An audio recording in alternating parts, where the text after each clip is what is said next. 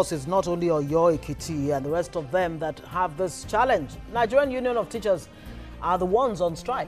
The union says it can no longer tolerate the manner in which teachers in the state are paid salaries. That means there is a different formula for payment. Now let's see the report by Sophia Ogezi. As early as 9 a.m., the teachers were on the streets of Lafia, the state capital, carrying placards with different write-ups, all to communicate their grievances. Teachers are dying! Teachers are dying! Teachers in the state have been paid a percentage of their salaries since January 2015.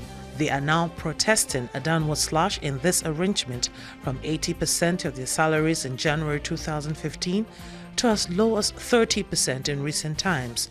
The teachers are also pressing for their salaries to be paid by the Primary Education Board instead of the local government authority. Since last year, January, we have been receiving our salaries on percentages. They started with 80%. When we tried, they stopped. So we are tired of these percentages. Universal Basic Education Commission, they are the regulator of our own salaries. But along the line, they have not shifted this money to the local government to pay us. Don't know why. The local government are the one paying us now, not the SUBE. The union says it has been patient with government because it had promised that the part payment arrangement of teachers' salaries was only temporary. But it's believed this has taken too long. Since January, we started collecting percentage.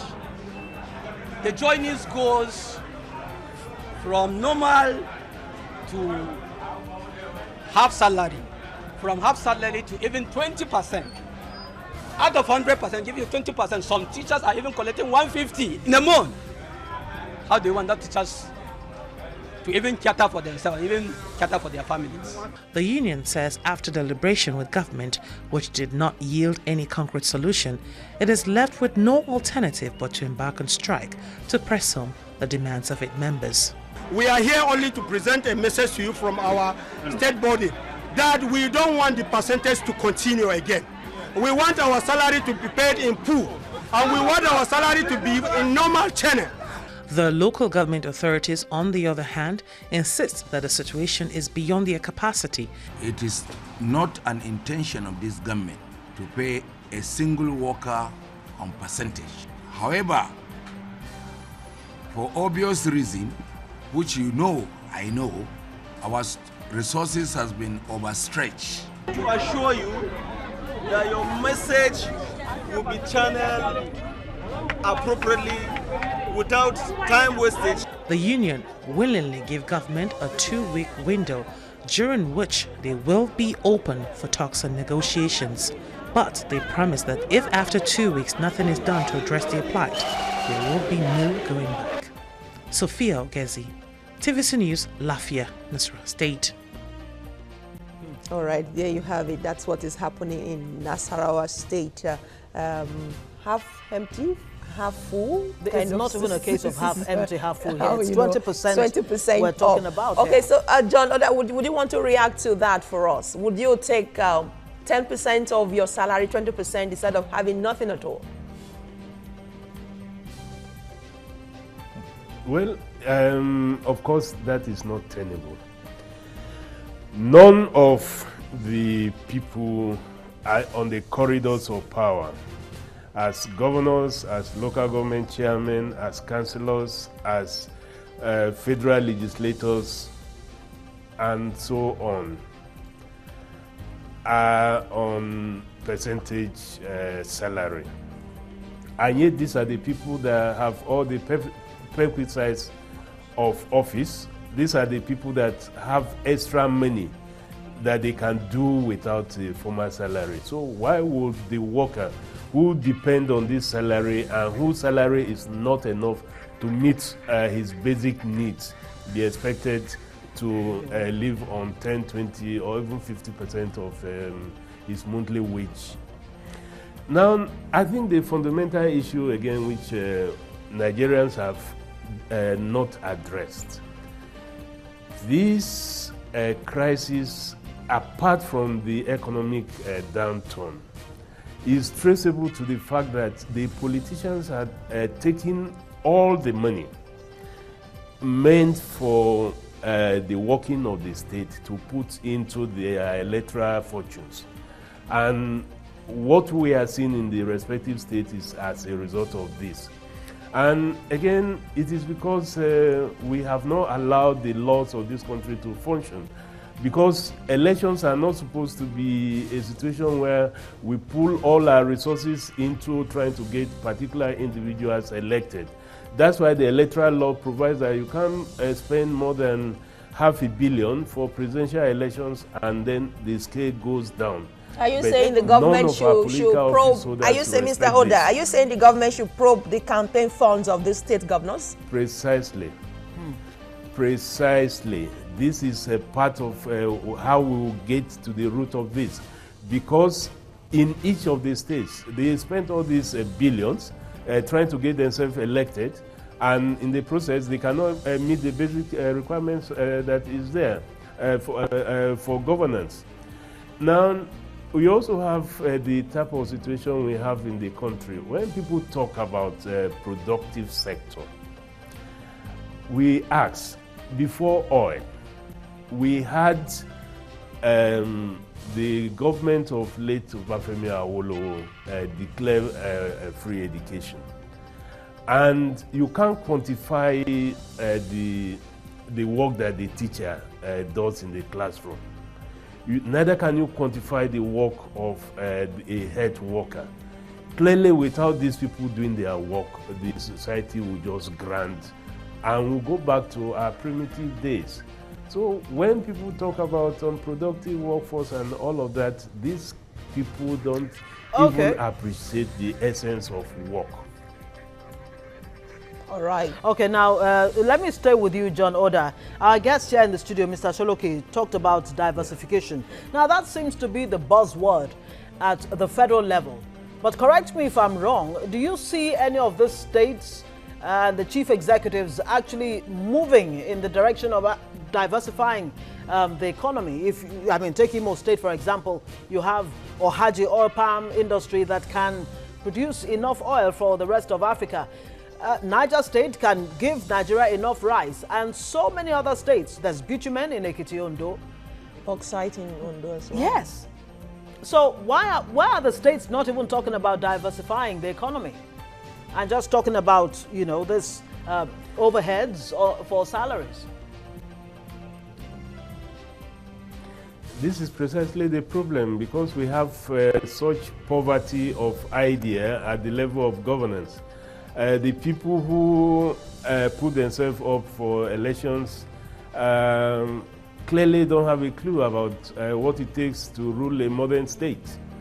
And that's why, for example, despite the huge resources that we have and the huge human and material resources that are available in each of the 36 states of the country, none of them is talking about industrialization at the local level. None of them is talking about expanding the agricultural sector in such a way that the extension workers that we used to have of old that help for agricultural yields to become meaningful. None of them is talking about creating an industrial sector so that we are able to reproduce or have add value to the resources that we have in the country. Okay. Take a state like Benue. All right.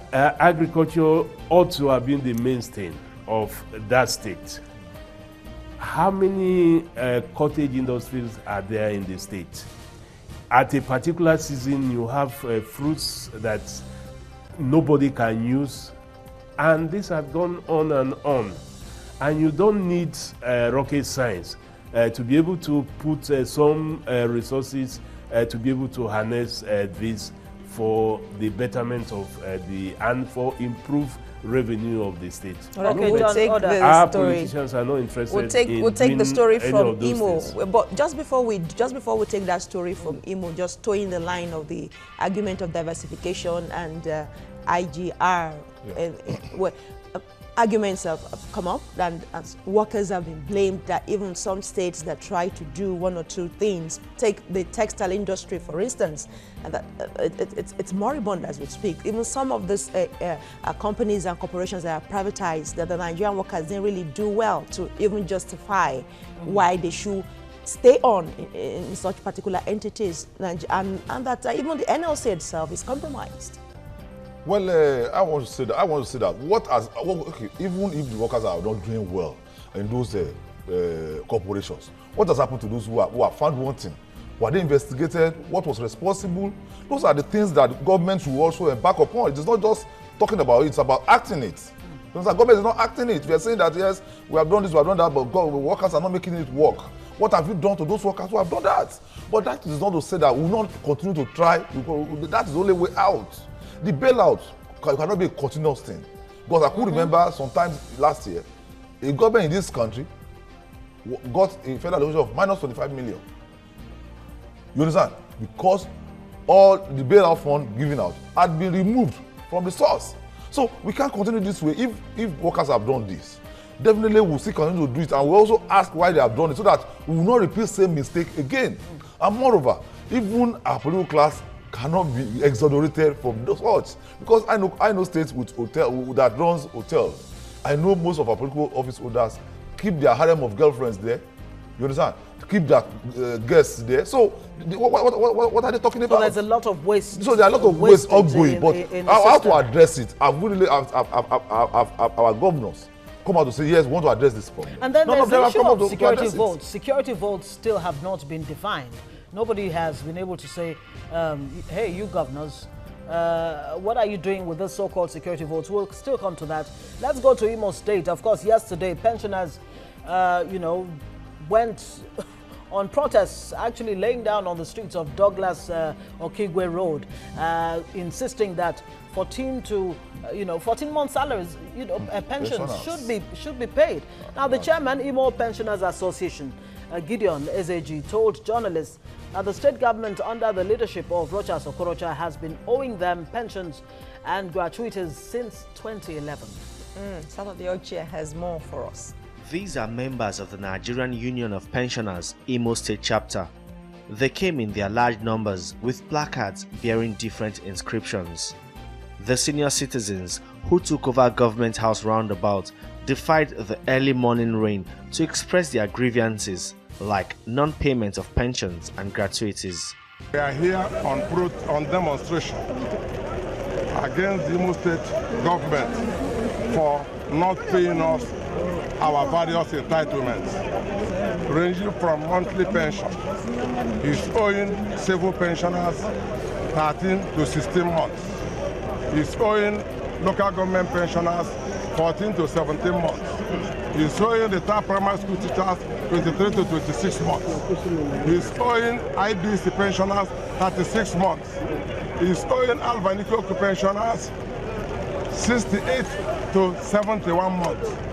Our gratuities are not paid for years. The peaceful protest, which caused heavy traffic jam in the state capital, is a warning showdown, according to them.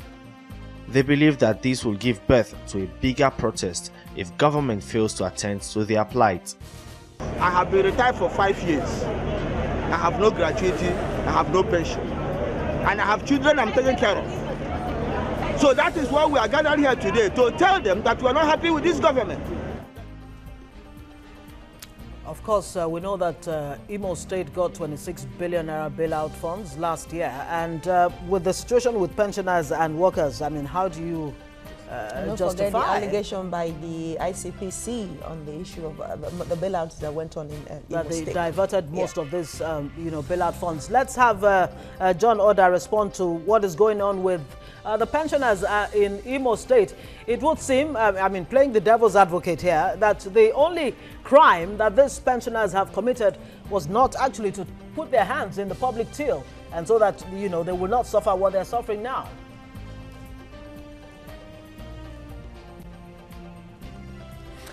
Well, it's just what you've just seen just illustrates the tragedy of the Nigerian situation, where people spend greater portion of their productive life to work for the state. And at the end of their years of service, what they are entitled to, they are not paid, and they make to look as beggars.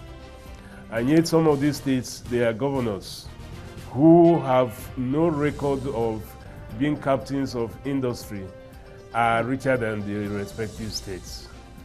Now we are creating a situation where the incidence of crime is going to be far worse than anybody can imagine, because people are being pushed to the limit. And when this type of thing happens, you can employ 3-4 times the number of policemen you want to.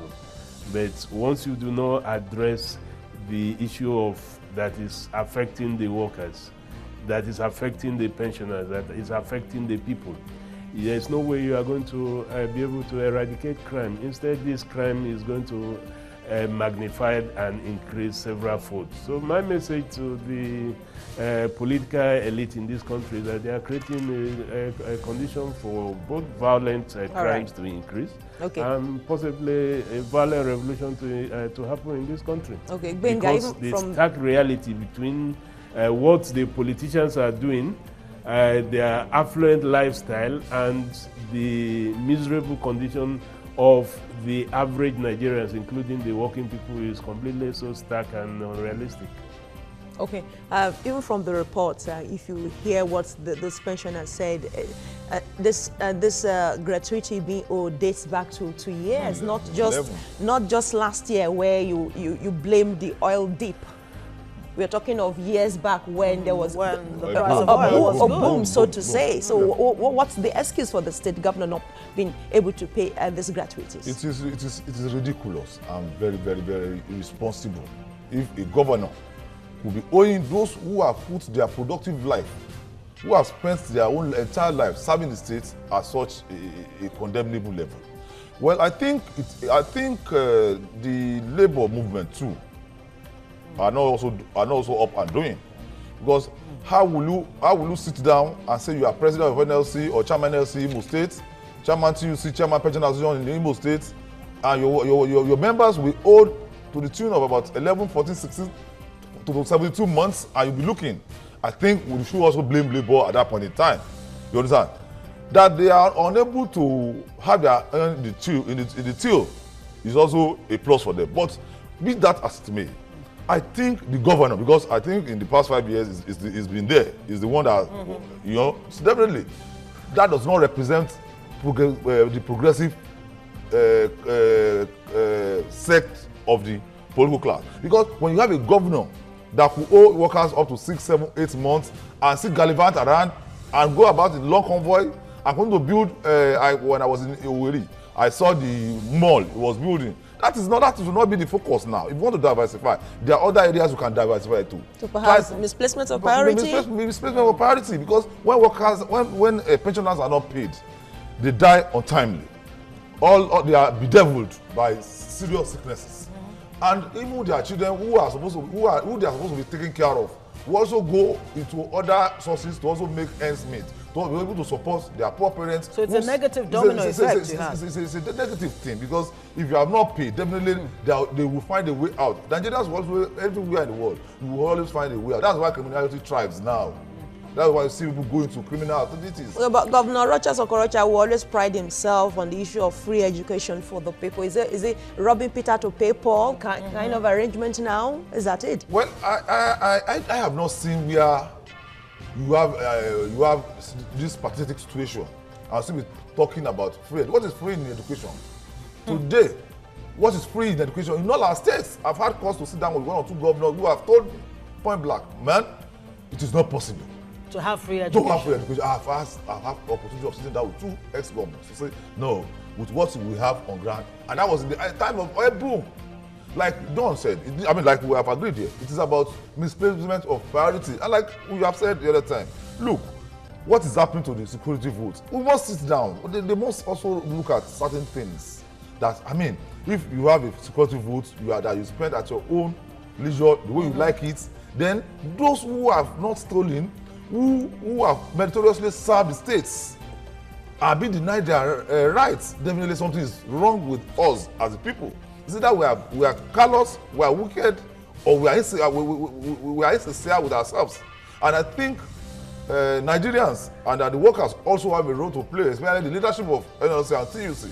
It's not just to picket few days and go back. I think they should make it a policy to make some states ungovernable for these guys, because now when you say make some states ungovernable, of course Governor Ajimobi of your state has said that organized labor should actually look for more modern ways of engaging government to ensure that they get their demands instead of getting have you served notice of strike? So what do we want again?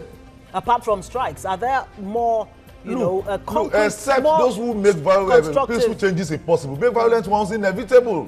Because these people will push to the wall one day, they will stone the governor.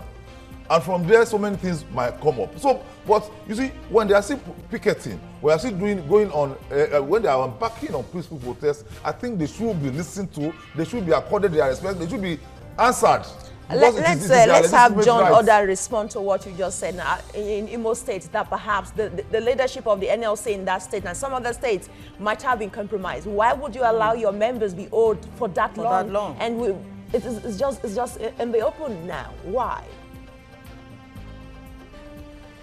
I'll come back to that, but let me just quickly make the point about Ajimobi in Oyo State.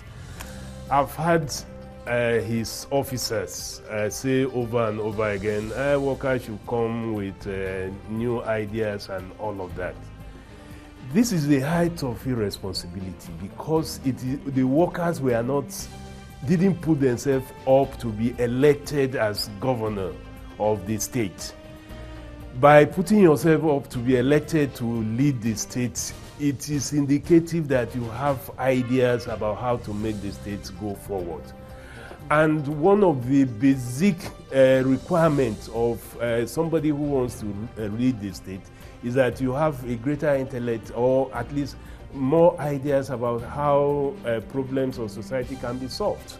So he can't push the buck back to the workers who are only asking that they work for 31 days, please pay us our salary. And I think somebody needs to put that in to the listening of the policymakers in Oyo State. That, look, the buck stops at the governor's office. Now going back to the fact that the various leadership of the states unions ought to have been more up and doing, and shouldn't have allowed the situation to be like this before they cry out. I think one can't argue with that. But the good thing, the good message now is that at least now they have woken up. Organized labor had woken up from their slumber, and that's the reason why you are seeing the crisis of strikes all over the place. Of course, my colleague being somebody who is an activist and coming from that point of view will not see what workers are doing as anything that is bad. But I'm sure that if you bring some other so-called analysts, they will tell you that these union people are causing problems, etc., etc. All right, just this like is where we have oil, to fuel crisis. Yes, we have to draw the curtain, as it were. John Oda, of course, is a member of the Nigeria Labour Congress in Abuja, speaking to us right there on the workers' crisis. Thank you so much for joining us on TVC Breakfast. And of course, Gbenga Sholoke, rights activist. It's been a pleasure having you here. We hope this will really be solved as quickly as possible. Well, that's how our show has been this Thursday morning on TVC Breakfast. We look forward to having you again, of course, tomorrow, Friday. My name is Ngozi Alebu. And I am Busola Mitunwashi. Enjoy the rest of the day.